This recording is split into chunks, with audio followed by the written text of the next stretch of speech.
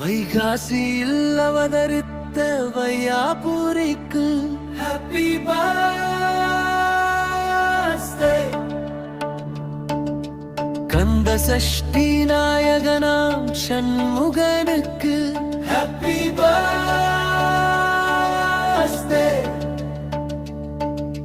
மயிலேறி வலம் வந்த வடிவேல